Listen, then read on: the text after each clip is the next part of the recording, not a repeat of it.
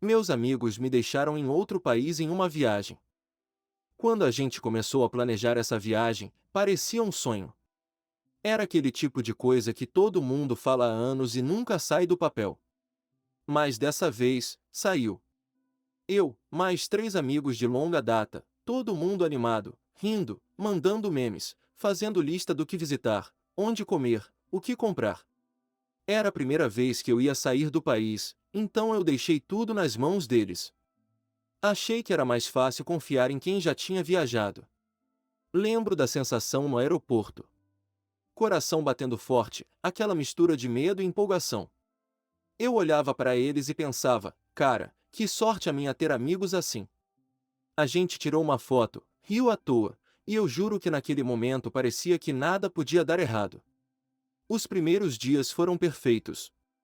Cidade linda, comida diferente, tudo novo. Eu tava com aquele olhar de quem quer guardar cada detalhe. A gente se perdia pelas ruas e dava risada, cansava e parava em qualquer bar para beber. Eu achava que era o tipo de lembrança que ia contar para sempre. Mas sabe quando algo muda e você não entende o que foi? Aos poucos, o jeito deles começou a ficar estranho. Uma piada aqui, um olhar ali, aquele tipo de coisa que parece nada demais, mas que deixa um gosto amargo. Eu senti, lá no fundo, que o clima estava mudando. Só que preferi ignorar. Achei que era coisa da minha cabeça. Hoje eu vejo que era o começo do fim. Os sinais começaram pequenos. Eles combinavam de sair cedo e só me avisavam em cima da hora. Eu ainda estava amarrando o tênis quando aparecia a mensagem: a gente já tá indo, encontra a gente lá. Eu corria, chegava ofegante, e encontrava os 3 sentados, rindo de alguma piada interna que eu não entendia. Eu ria junto, por reflexo. Mas por dentro, uma pontinha de desconforto. Teve um dia que a gente entrou numa loja de lembrancinhas. Eu parei para olhar uns cartões, e quando virei, eles não estavam mais. Olhei para os lados, mandei mensagem, nada. 10 minutos depois, veio um tamo no café da esquina. Cheguei lá, eles já tinham pedido. O copo vazio do meu lugar nem existia. Foi mal, a gente esqueceu, falaram rindo. Eu engoli seco, de boa. E segui. À noite, aconteceu pior. Tínhamos combinado um restaurante. Eu saí do hotel antes, mandei a localização e sentei numa mesa perto da janela, esperando ver os 3 chegando. O relógio passou de 15, 30, 40 minutos. Quando finalmente respondiam, era sempre "tamo chegando". Só que não chegaram. A conta do meu suco ficou ali me encarando, e eu com a sensação boba de ter sido deixado no recreio. Levantei, andei um quarteirão e vi, do outro lado da rua, os 3 saindo de outro lugar. Eles fizeram um né aí, distante, como se a culpa fosse do vento. Na volta, no elevador do hotel, tentei falar: gente, vamos alinhar melhor, eu fico meio perdido quando vocês mudam de plano sem avisar. Um deles soltou: relaxa, você é muito certinho, entra no flow. O flow deles, pelo visto, não me incluía. Ali, com aquele relaxa, eu senti a porta entre a gente começar a fechar. Eu ainda tentei me convencer de que era cansaço, fuso, sei lá. Mas a sensação de intruso já tinha sentado do meu lado. O dia que tudo desandou parecia normal. A gente tinha combinado de visitar um ponto turístico famoso, daqueles que todo mundo quer tirar foto. O clima estava meio tenso desde a noite anterior, mas eu tentei ignorar. No caminho, dentro do transporte, quase não teve conversa. Cada um no celular, fone no ouvido. Eu olhava pela janela e tentava lembrar do motivo de ter vindo com eles. Quando chegamos lá, eles queriam explorar um lado do parque, eu o outro. Nada demais, diferença boba. Eu falei que ia dar uma volta sozinho e depois encontrava com eles no hotel. Um deles só respondeu: beleza, se vira aí. Pareceu piada, mas o tom era outro. Fiquei ali um tempo, tirei umas fotos, respirei fundo e voltei pro hotel mais cedo. A recepcionista me olhou com um sorriso educado e perguntou: o senhor está saindo também? Eu disse: não, só voltando pro quarto. Ela olhou a tela e ficou meio confusa. Mas o check-out já foi feito. Eu achei que tinha entendido errado. Como assim? Perguntei. Ela virou o monitor para mim. O quarto constava como desocupado. As malas tinham sido levadas. A minha carteira, o passaporte, tudo estava junto nas coisas deles. Na hora, eu congelei.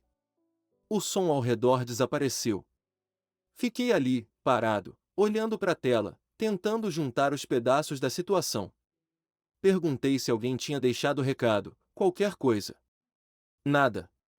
Nenhum aviso, nenhuma mensagem. Peguei o celular, nenhum sinal, nenhuma ligação. Era como se eu tivesse sumido do mapa. Subi correndo, batendo na porta do quarto que antes era nosso. Vazio. Cama esticada, cheiro de desinfetante. Aquele tipo de limpeza que apaga rastros. Meu corpo gelou. A ficha não caía. Eles tinham ido embora. E levaram tudo. Quando saí do hotel, parecia que o chão tinha sumido. A rua era movimentada, cheia de gente falando uma língua que eu mal entendia, mas eu me sentia completamente sozinho. Cada rosto que passava parecia distante, como se eu fosse invisível. Eu tentava pensar no que fazer primeiro, mas a cabeça estava vazia, o corpo leve demais, como se eu fosse um fantasma perdido no meio de uma cidade estranha. Eu andei sem rumo por um tempo. Entrei num beco, depois voltei para a avenida, só para me sentir menos perdido. Olhava para o celular o tempo todo, esperando uma mensagem, qualquer coisa. Nada. Nenhum deles mandou sequer um tá tudo bem. Foi aí que caiu a ficha, não tinha sido um erro, não era mal entendido. Eles simplesmente tinham ido embora e me deixado para trás. Sentei num banco e senti o peito apertar. Não era só medo. Era vergonha também. Vergonha de ter acreditado tanto em quem, no fundo, nunca ligou de verdade. Passei anos chamando de amigos pessoas que, na primeira oportunidade, me apagaram da história como se eu fosse peso morto. Quando comecei a sentir o frio chegando, entrei num café pequeno, só para me esconder um pouco. Pedi um copo d'água porque não tinha dinheiro para mais nada. O garçom, um senhor simpático, percebeu que eu estava mal e tentou puxar conversa, mas eu só consegui dizer: meus amigos foram embora. Ele fez uma cara que misturava pena e incredulidade. Naquele instante, até eu duvidei do que estava falando. Parecia tão absurdo que mal parecia real. Fiquei ali até o café fechar, só para ter onde ficar. Quando o garçom apagou as luzes, ele me deu um guardanapo com um número rabiscado e disse para ligar no dia seguinte. Era um serviço da embaixada. Saí de lá com o papel na mão e a sensação de que o mundo, por mais cruel que fosse, ainda tinha pequenas brechas de bondade. Aquela noite foi interminável. Eu sentei num banco de aeroporto, mesmo sem passagem, só porque lá dentro era mais seguro. Ficava vendo os painéis mudando de horário, os voos saindo, gente chegando com mala, família, sorriso. E eu ali, com o mesmo casaco, o mesmo olhar vazio e o papel do guardanapo no bolso. O barulho das rodas das malas no chão era o som que não saía da minha cabeça. Eu tentei dormir, mas o corpo não deixava. A cada meia hora, eu levantava, andava, voltava. O medo de perder qualquer chance de resolver fazia eu ficar em alerta o tempo todo. Quando amanheceu, usei um computador público para acessar meu e-mail. Escrevi para minha família explicando o que tinha acontecido. Foi humilhante. Escrever me deixaram é diferente de falar. No papel, parece mais real, mais vergonhoso. Fiquei esperando resposta por horas. Nesse meio tempo, tentei ligar para a companhia aérea, para a embaixada, para qualquer lugar. A maior parte das ligações nem completava. Quando finalmente consegui falar com alguém da embaixada, me disseram para ir até lá, levar qualquer documento que tivesse. Eu não tinha nenhum. Só o e-mail impresso da passagem que, por sorte, eu ainda tinha salvo. Peguei um ônibus com o dinheiro que o garçom tinha me dado de troco e fui. Chegando lá, expliquei tudo. Uma moça me atendeu com paciência, pediu meus dados, entrou em contato com a companhia e avisou minha família. Disse que eles iam me ajudar a conseguir um documento provisório para voltar. Sentei na recepção, e pela primeira vez desde tudo, respirei de verdade. Ainda doía, a raiva, a decepção, mas saber que eu não estava mais completamente sozinho me deu um fio de força. Enquanto esperava, comecei a pensar em tudo que vivi com eles. As risadas, as viagens curtas, os aniversários. E eu só conseguia pensar numa coisa: como é que alguém apaga uma história inteira assim? Como é que 4 pessoas entram num avião juntas e decidem que uma vai ficar para trás? Voltar para casa foi um alívio e uma ferida ao mesmo tempo. Quando o avião pousou, eu olhei pela janela e senti vontade de chorar, mas não de alegria. Era um choro preso de quem entendeu que nada ia voltar a ser igual. Eu cheguei leve, sem mala, sem lembranças boas, só com uma história que ainda doía demais para contar. Nos primeiros dias, evitei falar sobre o que aconteceu. Todo mundo queria saber como foi a viagem, e eu só respondia foi diferente.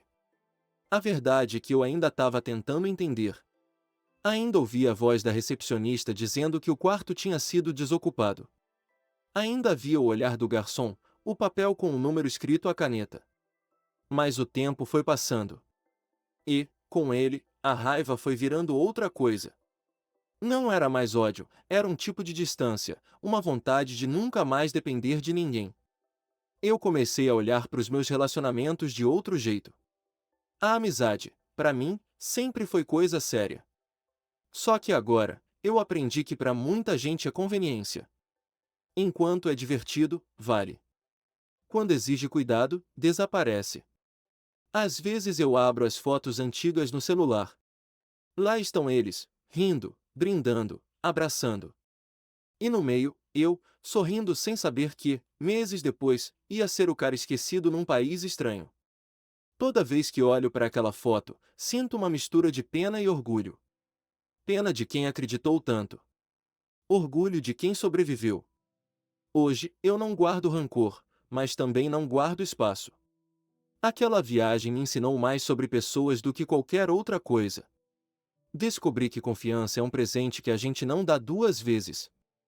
E que, quando você fica sem nada, é aí que descobre quem realmente está do seu lado, e quem só estava por perto.